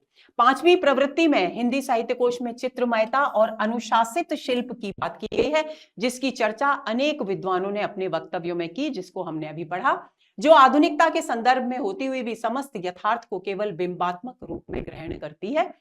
आगे चलते हैं। इन 5 प्रवृत्तियों के कवियों को साहित्य कोश में निम्न प्रकार से, यानी 5 प्रवृत्तियां बताई गई हैं साहित्य कोश में और उनके 5 वर्ग बताए गए हैं कवियों के, जिनके काव्य में उस तरह के तत्वों की प्रधानता है। तो सबसे पहला वर्ग कौन सा था? यथार्थवादी अहमवाद सबसे पहली विशेषता थी। उसके कवियों में साहित्य कोश में नाम लिया गया है अज्ञेय, मुक्तिबोध, कुंवर नारायण, सर्वेश्वर दयाल सक्सेना। इनको यथार्थवादी अहमवाद के कवि कहकर के संबोधित किया गया है। दूसरा वर्ग है व्यक्ति अभिव्यक्ति के कवि, जिसमें निजी संवेदनाओं की अभिव्यक्ति हुई है और उसमें नाम आता है प्रभाकर माचवे और मदन वात्स्यायन का। प्रभाकर माचवे, ध्यान दिला दूं, तार सप्तक के कवि हैं। तीसरा वर्ग है उन कवियों का जिन्होंने रस, रोमांच और यथार्थ की सांकेतिक अभिव्यक्ति की और इनमें नाम आता है गिरजा कुमार माथुर, नेमीचंद जैन और धर्मवीर भारती। गिरजा कुमार माथुर, नेमीचंद जैन तार सप्तक के कवि हैं, धर्मवीर भारती तार सप्तक के कवि नहीं हैं। चौथा वर्ग आधुनिक यथार्थ से द्रवित व्यंग्यात्मक प्रवृत्ति के कवि हैं लक्ष्मीकांत वर्मा, सर्वेश्वर दयाल सक्सेना, भवानी प्रसाद मिश्र और विजय देव नारायण शाही। और 5वां वर्ग है जिनकी कविताओं में चित्रमयता और अनुशासित शिल्प देखने को मिलता है और ये कवि हैं जगदीश गुप्त, केदारनाथ सिंह और शमशेर बहादुर सिंह। ये वर्गीकरण प्रस्तुत किया गया है, तो इसे जानना हमारे लिए बहुत जरूरी था। आगे चलते हैं। अब मूल जो प्रवृत्तियां हैं उन पर बात करते हैं। तो सबसे पहली जो विशेषता है नई कविता की वो है यथार्थ की ओर उन्मुख होने के साथ साथ मानव जीवन की विशिष्टताओं से जुड़ी हुई है नई कविता। यानी यथार्थ भी है और मानव जीवन में क्या कुछ विशिष्ट है, क्या कुछ अलग है जो उसे विशिष्ट बनाता है, उसकी अभिव्यक्तियां भी नई कविता में की गई हैं। मानव के समक्ष जो विषमता और तिक्तता है उसी को नई कविता रूपायित कर रही है। यानी जीवन में जो भी विसंगतियां हैं, जो भी तिक्तता, मैंने बता दिया कड़वाहट है, उसकी अभिव्यक्ति नई कविता में मिलती है। यानी यथार्थ की अभिव्यक्ति नई कविता की सबसे पहली विशेषता है। दूसरी बात, जीवन का वैविध्यमय चित्रण, कि यथार्थ तक सीमित होकर नहीं रह गई है नई कविता, क्योंकि जीवन, मनुष्य का व्यक्तित्व जितना विविधमय है, प्रकृति जितनी विविधमय है, उसी प्रकार जीवन भी विविधमय है। तो मनुष्य के जीवन के विविध चित्र यहां नई कविता में प्रस्तुत किए गए हैं।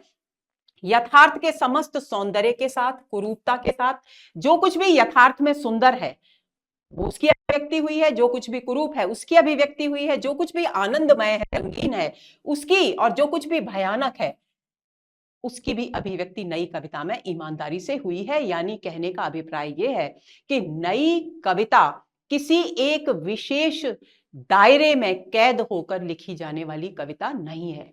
जब वो जीवन के यथार्थ की बात करती है तो संपूर्ण जीवन को अपने भीतर समाहित कर लेती है, अच्छे दृश्यों को अच्छे रूप में, विद्रूपताएं अलग, सबकी अभिव्यक्ति नई कविता में हुई है। नवीन विषय वस्तु और नवीन शिल्प की अभिव्यक्ति यहां की गई। तो जितना विषय वस्तु में नवीनता है, भाव पक्ष में नवीनता है, उतना ही उसे अभिव्यक्त करने के लिए शिल्प नया इस्तेमाल किया गया है। मध्यम वर्गीय मनुष्य की भावानुभूतियों, बदलती दुनिया में मनुष्य के संकटों, पीड़ाओं, विवशता और जीवन में व्याप्त असंतोष, अनिश्चय और दुविधा की अभिव्यक्ति यहां हुई है। तो देखिए, ये मध्य वर्गीय मनुष्य की जो भावानुभूतियां हैं और जो परिवेश में जो इतना बदलाव आ रहा है उसके कारण मनुष्य पर जो संकट आए हैं, जो पीड़ाएं उसके जीवन में आई हैं, जितना वो अपने आप को विवश समझ रहा है और जीवन में व्याप्त जितना असंतोष है, अनिश्चय है, दुविधा है, उस सब की अभिव्यक्ति नई कविता में हुई है। अज्ञे की का एक कविता संग्रह है दोस्तों, इंद्रधनु रौंदे हुए, ये उसकी एक कविता का उदाहरण दे रही हूं। वे लिखते हैं, इन सब भावनाओं की अभिव्यक्ति यहां इस कविता में आपको मिलेगी। वे लिखते हैं, सुख मिला उसे हम कह न सके, कि जीवन में ऐसा नहीं था कि केवल पीड़ाएं ही थी, सुख भी मिला लेकिन हम उसे अभिव्यक्त नहीं कर सके।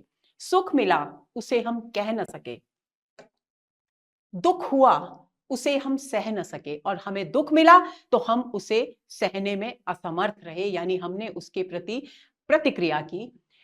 संस्पर्श बृहत का उतरा सुरसरिसा हम बह न सके। और तीसरी विडंबना क्या हुई? सुख हुआ उसे हम कह न सके, पहली बात, क्योंकि जब सुख में होता है व्यक्ति तो चाहता है कि अपने सुख के क्षणों को दूसरों के साथ बांटे, लेकिन कह नहीं सका क्योंकि दूसरा कोई भी किसी दूसरे के सुख की बात सुनना ही नहीं चाहता।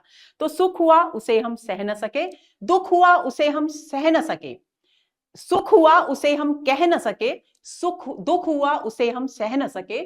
संस्पर्श बृहत का उतरा सुरसरिसा, सुरसरी यानी गंगा, देव नदी गंगा। गंगा जिस तरह से सभी को पवित्र करती हुई आती है इस पृथ्वी पर, उसी तरह से वृहत जीवन मूल्यों का स्पर्श देव नदी गंगा का रूप धारण कर हमारे जीवन में आया।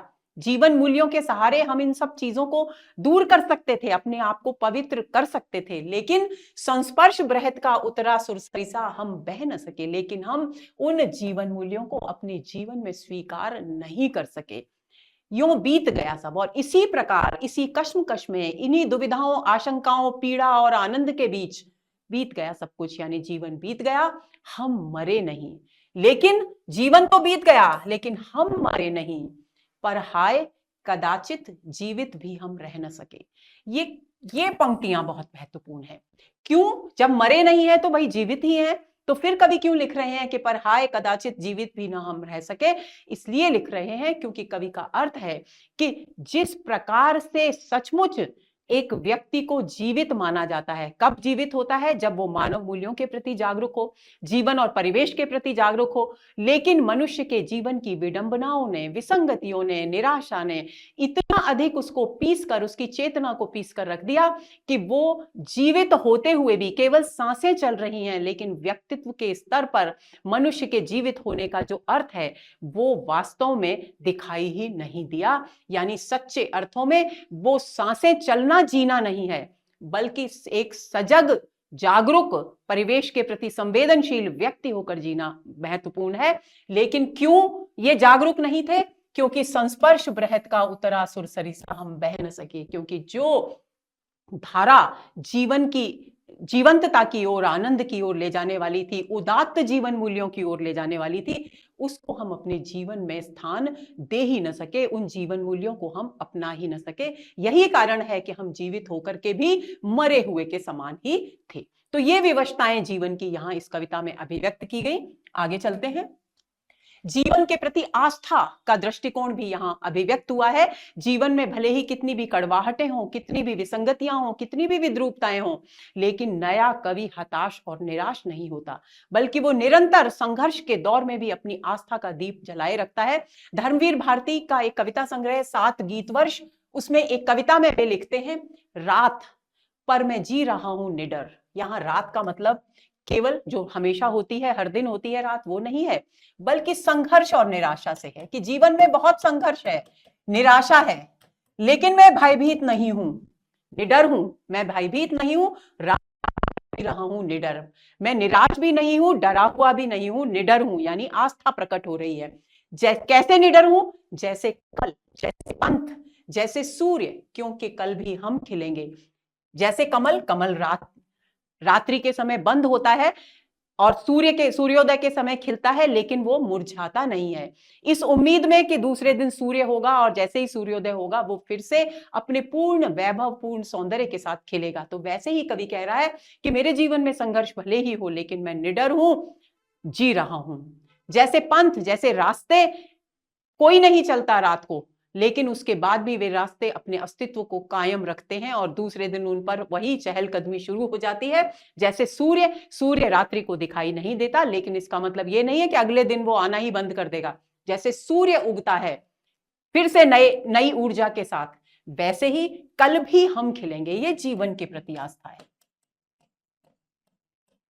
कि निराशा है, संघर्ष है, लेकिन इसका मतलब यह नहीं है कि जीवन के प्रति नकारात्मकता घेर ले हमें। जीवन के प्रति आस्थावान है नया कवि। कल भी हम खिलेंगे, हम उगेंगे और वे सब साथ होंगे आज जिनको रात ने भटका दिया है। संघर्ष के कारण जो हमारे प्रियजन भटक गए हैं, हमसे अलग हो गए हैं, हमें विश्वास है, कवि विश्वास व्यक्त करता है कि कल हम फिर से उगेंगे, कल फिर हमसे खिलेंगे, यानी आनंद से मुस्कुराएंगे। और वे सब, कवि को विश्वास है कि वे सब जो आज संघर्ष के दौर में आकर हम अलग अलग हो गए हैं, हम सब साथ होंगे जो रात के कारण, यानी संघर्ष में जीवन के कारण भटक कर तितर बितर हो गए हैं, अलग अलग हो गए हैं। आगे चलें। वर्तमान के प्रति असंतोष की अभिव्यक्ति हुई है। कहीं ये असंतोष व्यक्तिगत है, कहीं आर्थिक असंतोष है, कहीं सामाजिक है, कहीं राजनीतिक है, लेकिन असंतोष की अभिव्यक्ति यानी हर प्रकार के असंतोष की अभिव्यक्ति नई कविता में हुई है, क्योंकि नई कविता जीवन को एक व्यापक दृष्टिकोण से जीकर अभिव्यक्त करने वाली कविता है। व्यक्तिगत असंतोष मानवीय धरातल पर, ये जो असंतोष है ये कहीं भी अमानवीय नहीं हुआ है, बल्कि मानवीय धरातल पर ही इस असंतोष की अभिव्यक्ति हुई है। दुष्यंत कुमार अपनी एक विचार कविता में लिखते हैं, बहुत ही खूबसूरत सी पंक्तियां दोस्तों। फिर लगा सोचने, अगर महल धरती पर खड़े ना हो तो चांदनी सबके घर आएगी रोजाना। देखिए कितनी सुंदर बात, कितने कम शब्दों में दुष्यंत कुमार ने कह दी। वो कह रहे हैं कि ये जो विषमताएं हैं, जो असंतोष, परिवेश जनित जो असंतोष है, उसके प्रति अपना विचार व्यक्त कर रहे हैं। और वो विचार, वो असंतोष किस पर आधारित है? मानवीय धरातल पर। क्या कह रहे हैं दुष्यंत कुमार? दुष्यंत कुमार कह रहे हैं कि जब मैंने देखा कि समाज में इतना असंतोष है, इतना भेद है, इतनी ऊंच नीच है, तो सोचने लगा कि अगर महल इस पृथ्वी पर खड़े न होते तो चांदनी सबके घर रोजाना आती। अर्थात अगर समाज अमीरी और गरीबी के दायरों में बटा हुआ न होता और सब सारी जितनी भी प्राकृतिक संपत्ति है उस पर सबका समान रूप से अधिकार होता, तो सभी को चांदनी सबके घर आएगी रोजाना, यानी सभी को दैनिक जीवन की उपयोगी सभी वस्तुएं आसानी से मिल पाती। मानवीय दृष्टिकोण पर आधारित असंतोष की अभिव्यक्ति का एक बहुत ही सुंदर उदाहरण है। आगे चलें। कहीं कहीं व्यक्तिक असंतोष केवल व्यक्ति और समाज तक सीमित नहीं है, बल्कि पूरे राष्ट्र के प्रति असंतोष है, अंतरराष्ट्रीय धरातल। राष्ट्र के प्रति असंतोष की बजाय यह कहना चाहिए कि राष्ट्रीय स्तर पर जो कुछ असंतोषजनक घटित हो रहा है उसके प्रति भी नया कवि असंतोष व्यक्त करता है। अंतरराष्ट्रीय स्तर पर जो कुछ घटित हो रहा है उसके प्रति भी असंतोष व्यक्त करता है। यानी नया कवि किसी व्यक्ति विशेष के व्यक्तित्व, किसी दृष्टिकोण, किसी राजनीतिक धारा या किसी विषय विशेष के दायरे में बंधा हुआ कवि नहीं है। वो स्वतंत्र रूप से संपूर्ण पृथ्वी के विषय में बात करता है। तो देखिए, परिवेश के प्रति जागरूकता की संवेदनात्मक अभिव्यक्ति है। अगली विशेषता है क्षण बोध की का महत्व। अस्तित्ववादी दर्शन के चर्चा करते समय मैंने क्षण बोध की बात की थी। तो क्षण बोध यानी कवि मानता है, नया कवि मानता है कि क्षणों में ये जीवन जो है वो क्षणों से मिल मिल करके बना है। जैसे मिनट से सेकंड से मिनट बनते हैं, मिनट से घंटे और घंटों से दिन बनते हैं, उसी तरह से एक एक क्षण मिलकर के व्यक्ति का जीवन बनता है। उसकी व्यथा, उसका उल्लास क्षणों में व्यक्त मनस्थिति भी उतनी ही सत्य है जितने शाश्वत सत्य सच्चे हैं।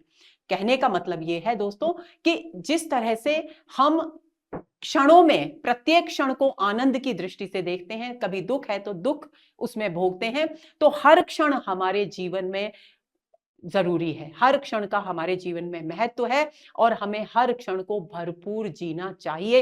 इस बात पर नए कवियों ने बल दिया, चाहे वो पीड़ा से युक्त हो, चाहे वो आनंद से युक्त हो, क्योंकि हमें अपने इस छोटे से जीवन में ही अपने व्यक्तित्व की सार्थकता को प्रमाणित करना है। ये अस्तित्ववाद है। आगे चलें।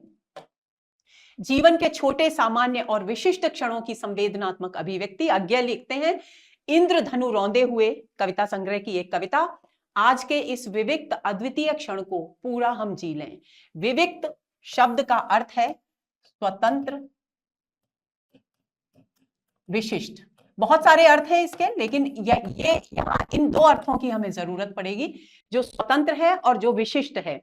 तो कवि लिखते हैं, आज के इस विविक्त अद्वितीय क्षण को, यानी स्वतंत्र और विशिष्ट जो क्षण है, जो अद्भुत है, पूरा हम जी लें, यानी प्रत्येक क्षण को आनंद पूर्वक जीने की बात की गई।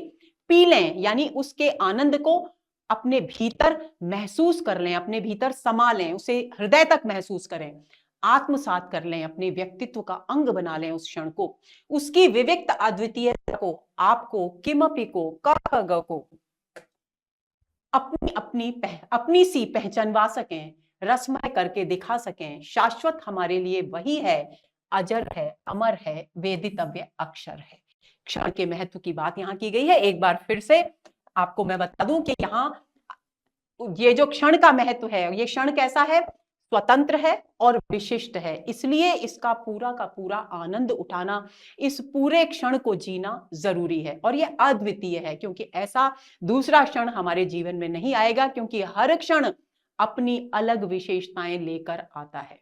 तो इसको हमें क्या करना है? ये कहते हैं उसकी विविक्त यानी विशिष्टता, उसकी अद्वितीयता आपको यानी हम पाठकों को, किमपि को, किमपि संस्कृत का शब्द है कोई भी और कुछ भी,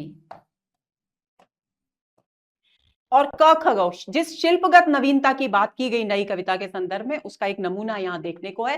क ख ग, जैसे हम अंग्रेजी के एक शब्द का इस्तेमाल करते हैं, जब हम कहते हैं कोई भी आए तो हम कहते हैं XYZ कोई भी आए, तो वही हिंदी रूपांतर यहां क ख ग, यानी कोई भी, यानी इस पंक्ति के द्वारा कवि उस क्षण की अनुभूति किस किस को कराना चाहते हैं? हम पाठकों को तो कराना चाहते ही हैं, स्वयं तो कर ही रहे हैं, हम पाठकों को कराना चाहते हैं। उसके बाद जो भी कुछ सृष्टि में, परिवेश में है, कोई भी कुछ भी, उसको कराना चाहते हैं, और जिनसे उनका कोई संबंध नहीं है लेकिन इस परिवेश के अंग हैं, क ख ग, जिनको वे जानते नहीं है, उन अपरिचितों को भी इस अद्भुत क्षण की अनुभूति कराना चाहते हैं।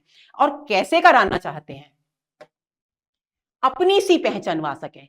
जैसे इस अद्भुत क्षण की विशिष्टता को कवि स्वयं अपने भीतर जी रहा है, वैसे ही वो क ख ग और किमपि को भी अनुभव कराना चाहते हैं।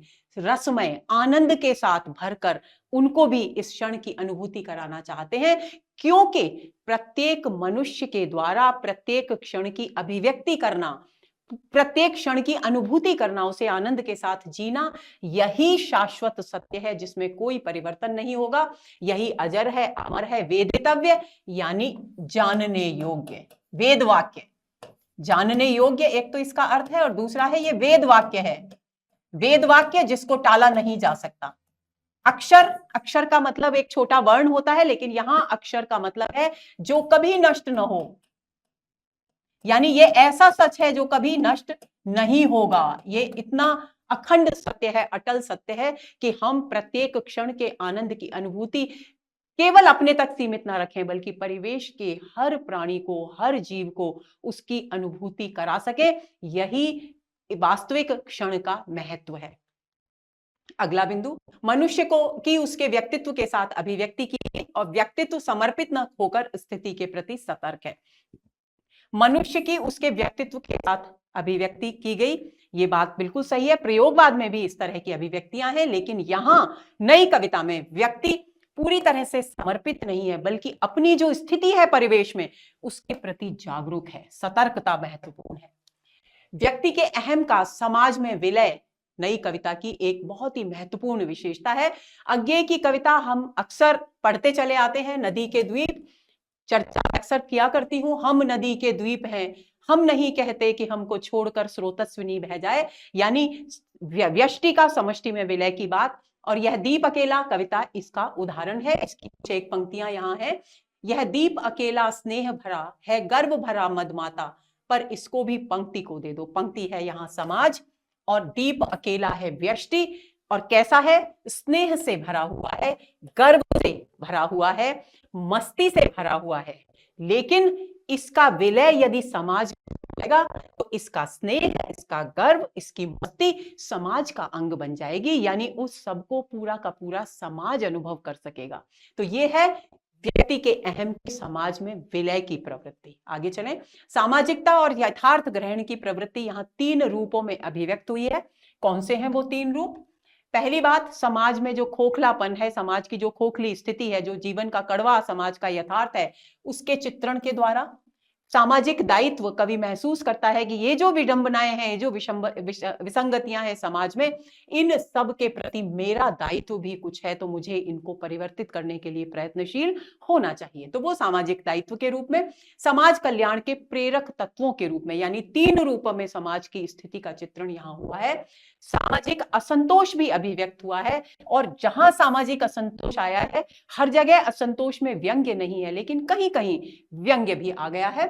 जाहिल के बाने एक कविता है भवानी प्रसाद मिश्र की।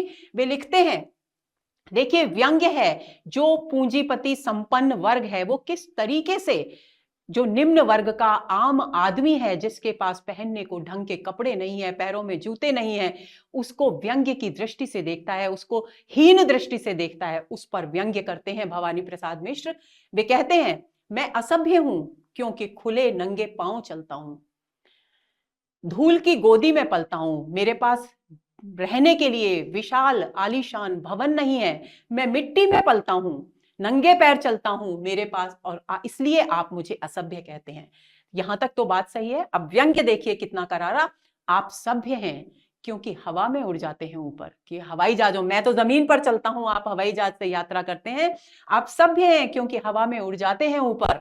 आगे देखिए, आप सभ्य हैं क्योंकि आग बरसा देते हैं भू पर। व्यंग्य कि आप कहीं भी कोई भी दमन चक्र चलाने की सामर्थ्य रखते हैं, समाज के किसी भी अंग को कुचलने की सामर्थ्य रखते हैं। इसलिए इतनी बुरी प्रवृत्तियों के बाद भी, क्योंकि आप संपन्न हैं, आपके पास जीवन की सारी सुविधाएं हैं, तो आप सभ्यता के दायरे में आ गए, सभ्य नागरिक के दायरे में आ गए। और क्योंकि मैं एक आम आदमी की जिंदगी जीता हूं, धूल में पलकर बड़ा होता हूं, मेरे पास जीवन जीने के लिए पूरी भरपूर उपयोगी सामग्री भी नहीं है, तो मैं असभ्य हूं क्योंकि मैं नंगे पैर चलता हूं। तो बहुत करारा व्यंग्य किया भवानी प्रसाद मिश्र ने। और इसके पृष्ठभूमि में हम हिरोशिमा नागासाकी की बम वाली बात को भी ध्यान में रख सकते हैं। उसके माध्यम से समाज का जो संपन्न वर्ग शोषण करता है, गरीब वर्गों को हीनता की दृष्टि से देखता है, उस पर करारा व्यंग्य है। यहां अगला बिंदु है, राजनीतिक विषमताओं की सशक्त अभिव्यक्ति हुई। राजनीतिक विसंगतियां, हमने पढ़ा था कि राजनीतिक विसंगतियां ही केवल व्यक्त नहीं हुई कविता में, नई कविता में, बल्कि राजनीतिक विषमताओं के साथ साथ और भी जितनी भी प्रकार की विसंगतियां परिवेश में थी, न केवल हमारे समाज, हमारे क्षेत्रीय स्तर पर, राष्ट्रीय स्तर पर, बल्कि अंतरराष्ट्रीय स्तर पर भी जो कुछ राजनीति में घटित हो रहा था, अन्य क्षेत्रों में घटित हो रहा था, उसकी प्रतिध्वनि भी हमें नई कविता में सुनाई देती है। सर्वेश्वर दयाल सक्सेना लिखते हैं, सुनो ढोल की लय धीमी होती जा रही है। ढोल की लय किसका प्रतीक है? ढोल कब बजते हैं? जब लोक जीवन, हमारा जो आम जीवन है, वो आनंद में डूबा होता है। ढोल की लय धीमी होती जा रही है, यानी लोक जीवन का आनंद कम होता जा रहा है। धीरे धीरे क्रांति यात्रा शव यात्रा में बदल रही है, यानी क्रांति, समाज में परिवर्तन आएगा, समाज के नीचे से नीचे तबके को आनंद के क्षण मिलेंगे। ये बात कहकर जो क्रांति यात्रा शुरू हुई थी, वो शव यात्रा में बदल रही है। यानी अब क्रांति यात्रा केवल दिखावे की क्रांति यात्रा है, उसकी चेतना मर चुकी है, शव यात्रा में बदल रही है। आगे चलते हैं। सड़ांध फैल रही है नक्शे पर देश के, और इस मनोवृत्ति के चलते ये जो राजनीतिक दांवपेच भरी जो राजनीति है, इसके कारण देश में के नक्शे पर सड़ांध फैल रही है, यानी विकृतियां जन्म ले रही हैं और आंखों में प्यार के सीमांत धुंधले पड़ते जा रहे हैं। आंखों में प्यार के सीमांत यानी मनुष्य की जो संवेदनाएं हैं वो कमजोर पड़ती जा रही हैं। क्यों? क्योंकि उसे जीवन जीने के पर्याप्त और सुखद अवसर मिल ही नहीं रहे। जिंदगियों, राजनीति के नाम पर जिंदगी का सौदा कर रहे हैं लोग, तो इसलिए संवेदनाएं मर गई हैं और आंखों में प्यार के सीमांत धुंधले पड़ते जा रहे हैं। और हमारी विवशता क्या है? और हम चूहों से देख रहे हैं। सर्वेश्वर दयाल सक्सेना लिखते हैं कि हम बुद्धिजीवी हैं कहने को, लेकिन हम विवश हैं। क्यों? और हम क्या कर रहे हैं? इस पूरे दृश्य को हम जानते हैं कि ये जो कुछ घटित हो रहा है वो गलत है, लेकिन हम चूहों की तरह देख रहे हैं। चूहों की तरह देखने यानी देख कर भी उसे अनदेखा कर रहे हैं, असहाय होकर खड़े देख रहे हैं, क्योंकि हम अपने आप को शक्तिहीन महसूस कर रहे हैं। आज राजनीति मानव समाज को फुटबॉल बनाकर जो खेल खेल रही है, उससे मानवता के आगे दर्जनों प्रश्न चिन्ह लग गए हैं। और फिर सीधे बेबाक अभिव्यक्ति पर उतर आते हैं सक्सेना। वे कहते हैं कि आज की राजनीति जो है मनुष्य के समाज को फुटबॉल बनाकर खेल खेल रही है, यानी उनके लिए ये समाज एक खेल का मैदान है, राजनीति एक खेल का मैदान है।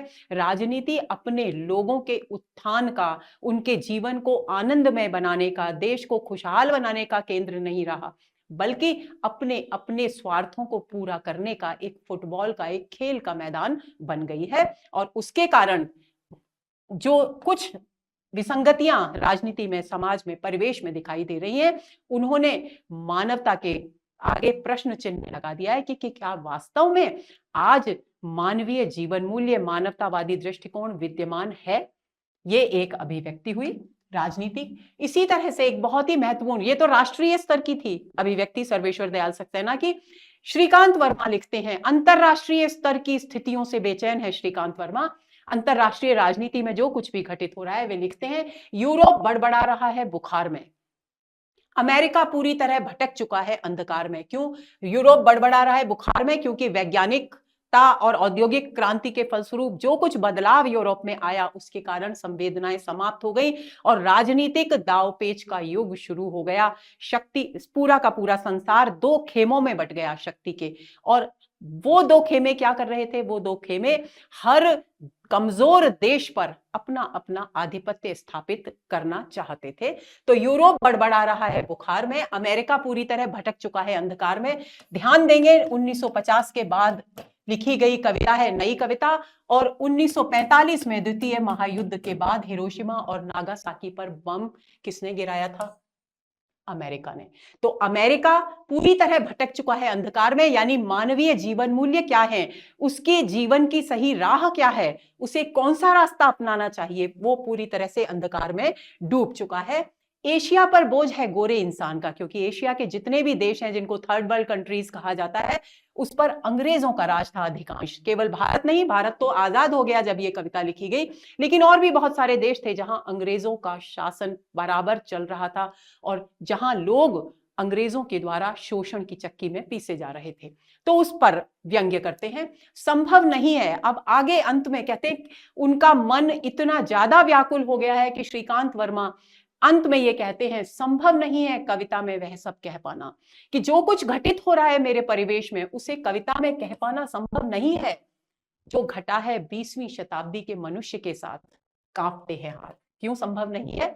क्योंकि कवि इतना अधिक संवेदनात्मक स्तर पर उस सारे राजनीतिक विसंगतियों को, राजनीतिक कुचक्रों को अपने भीतर जी रहा है कि उसके हाथ जब वो लिखने लगता है उन विषमताओं के विषय में, तो उसके हाथ कांपने लगते हैं।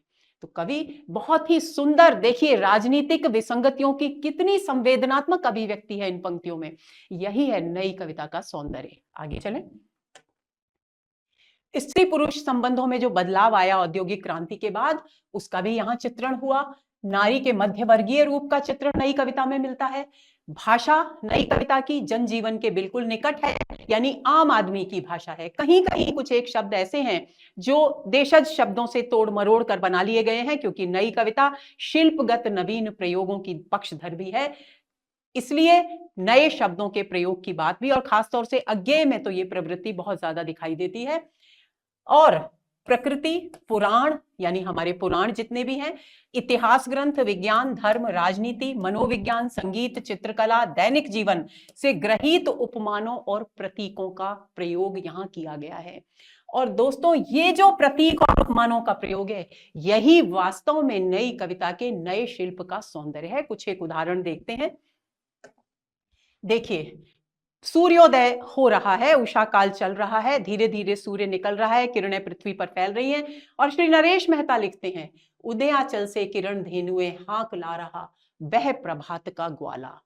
यानी प्रभात यानी सवेरे को क्या कहा है उन्होंने? उपमान देखिए, ग्वाला कहा है। प्रभात किससे संबंधित है? प्रकृति से। तो प्रकृति से लिया गया ये उपमान। किरण धेनुए, जो किरणें हैं, सूर्य की जो किरणें हैं, उनको क्या कहा गया? धेनु। धेनु यानी गाय। उपमान बिल्कुल नए प्रकृति से लिए गए। तो इस तरह से ये इन्होंने प्रकृति से ग्रहित उपमानों के माध्यम से प्रकृति का सुंदर दृश्य अभिव्यक्त किया। दैनिक जीवन से ग्वाला, दैनिक जीवन से धेनु गाय, दैनिक जीवन से यहां ग्वाला है तो यहां गाय है। तो देखिए कितना तालमेल बिठा करके उपमानों का प्रयोग किया गया है। अज्ञेय लिखते हैं, स्मृति शैफाली के फूल झरे, जब याद में डूबे हैं, कभी पुरानी यादों में और आनंद में डूबे हैं और सुखद यादें हैं, तो वे कहते हैं उन्हें ऐसा लग रहा है मानो याद कोई शैफाली, जो स्मृतियां हैं वो शैफाली की लता है, बेल है, उसके शैफाली के फूल बहुत सुंदर और सुगंधित होते हैं और प्रातःकाल होते ही जमीन पर झड़ जाते हैं। तो वे यादें उनके मन को इस तरह आनंदित कर रही हैं जैसे शैफाली सुबह सुबह अपने फूलों को के झरने के बाद परिवेश को आनंद से, सुगंध से भरपूर कर देती है। तो अज्ञेय का ये प्रकृति स्मृति को शैफाली कहा गया, प्रकृति का उपमान है। अमराई में पीली पूनम दमयंती सी कांप रही है। नरेश मेहता लिखते हैं, अमराई यानी जहां आम के पेड़ है, वहां चांदनी कैसी है? पूनम यानी पूर्णिमा की, चंद्रमा की चांदनी, पीली चांदनी है और वो कांपती है क्योंकि ठंडक है माहौल में। तो नरेश मेहता क्या लिखते हैं? दमयंती सी कांप रही है। पौराणिक उपमान हो गया। नल दमयंती आपको सभी अच्छी तरह से जानते हैं, तो दमयंती की तरह कांप रही है। धर्मवीर भारती लिखते हैं, अर्चना की धूप सी तुम गोद में लहरा गई। अपनी प्रेयसी के लिए लिखते हैं, अर्चना यानी पूजा की धूप की बत्तियां हम जलाते हैं, धूप जब हम करते हैं तो उसका जो धुआं होता है दोस्तों वो लहराता हुआ आगे बढ़ता है। तो कवि कहते हैं अपनी प्रियतमा से कि तुम मेरी गोद में उस तरह लहरा रही हो जैसे अर्चना की धूप लहराती हुई परिवेश में जाती है, और जिस तरह से वो सुगंध करती है वैसे ही तुम मेरे जीवन में प्रेम की सुगंध फैला रही हो। तो धर्म से जुड़ा हुआ मान हो गया। मुक्तिबोध लिखते हैं, मेरा दिल दिल ढिबरी सा टिमटिमा रहा है। दैनिक जीवन से लिया गया उपमान। ढिबरी एक बहुत आम साधारण सा जीवन व्यतीत करने वाले व्यक्ति, प्रकाश के लिए लोग जलाते हैं, दैनिक जीवन के उपयोग में आने वाली वस्तु। तो दैनिक जीवन से उपमान ग्रहण कर कवि अपने हृदय की भावनाओं को अभिव्यक्त कर रहा है। कह रहा है मेरा दिल ढिबरी सा टिमटिमा रहा है, यानी कभी आशा और निराशा का द्वंद्व चल रहा है कवि के हृदय में। तो कभी प्रकाश आ जाता है जैसे ही आशा का भाव आता है, और जैसे ही निराशा हावी होती है तो प्रकाश हल्का हो जाता है। जैसे ढिबरी कभी तेज प्रकाश देती है और कभी हल्की पड़ जाती है। तो ये हो गया दैनिक जीवन से लिया गया प्रतीक। अब बिंब विधान भी बहुत सुंदर है क्योंकि नए शिल्प की बात करती है कविता। तो बिंब विधान बहुत सुंदर और मुक्त छंद का प्रयोग है, ये बात तो आपको भूलनी ही नहीं है। एक बहुत ही सुंदर दृश्य प्रस्तुत करते हैं अज्ञेय। सूर्यास्त का दृश्य है। आप कल्पना कीजिए कि कोई स्त्री पति के चरण दबा रही है, पति की सेवा कर रही है, और अचानक हमारे भारतीय सांस्कृतिक जीवन मूल्य भी यहां दिखाई देंगे कि अचानक कोई पराया पुरुष आ जाए तो वो जिस प्रकार लज्जा से लाल होकर शर्माकर छिप जाती है, उस दृश्य को आधार बनाकर, उस सांस्कृतिक जीवन मूल्य को आधार बनाकर सूर्यास्त का दृश्य प्रस्तुत करते हैं अज्ञेय। वे लिखते हैं, पति सेवारत सांझ उचकता देख पराया चांद ललाकर ओट हो गई। बहुत ही सुंदर अभिव्यक्ति। देखिए कैसे कह रहे हैं, सांझ मानो कोई स्त्री है और सूर्य कैसे है? उसका पति है, उसकी सेवा कर रही है। देखिए सूर्यास्त जब होता है, यानी मान लिया कि जब सूर्यास्त होने लगा तो पति जो सूर्य है वो थक गया है, और सांझ उसकी पत्नी है। तो शाम आती है, जब सूर्य अस्ताचल की ओर होता है तो शाम आती है, सांझ होती है, संध्या होती है, तो वो मानो उसके चरण दबाकर उसकी दिन भर की थकान को मिटा रही है कि अचानक आकाश में चंद्रमा उदित हो जाता है। सूर्यास्त के बाद ही उदित होता है, और चंद्रमा क्या है? पराया पुरुष है। तो और जैसे ही चंद्रमा उदित होता है यानी रात्रि का आगमन हो गया, तो शाम चली जाती है, समाप्त हो जाती है और रात शुरू हो जाती है। तो कवि लिखते हैं कि उचकता देख पराया चांद, जैसे ही सांझ ने देखा कि दूसरी दिशा से चंद्रमा, पराया पुरुष, उचक कर उसकी ओर देख रहा है, वो ललाकर ओट हो गई। और शाम का जब संध्या होती है उस समय आकाश में लालिमा छाती है। तो उस लालिमा में कवि ने कल्पना की है किसी भी स्त्री के पराये पुरुष के देखने पर लज्जा से लाल होते हुए चेहरे की। तो वो कह रहे हैं कवि कि ललाकर ओट हो गई यानी छिप गई। कुल मिलाकर रात्रि का आगमन हो गया। तो बहुत सुंदर दृश्य है, पूरा का पूरा बिंब यहां स्पष्ट है। मानवीकरण का बहुत सुंदर प्रयोग है, नए उपमान है, भावगत नवीनता है। एक इन 3 पंक्तियों में जो नया शिल्प विधान है, जो नयापन है नई कविता का, शिल्प का और भाव का, उसका बहुत अच्छा उदाहरण है ये 3 पंक्तियां अज्ञेय की। तो ये हुआ आज का सत्र। दोस्तों, उम्मीद करती हूं कि नई कविता का एक एक बिंदु आपको अच्छी तरह समझ में आ गया होगा। अगले सत्र के इंतजार में रहिए, क्योंकि अगले सत्र में हम नई कविता से संबंधित प्रश्नों पर बात करेंगे।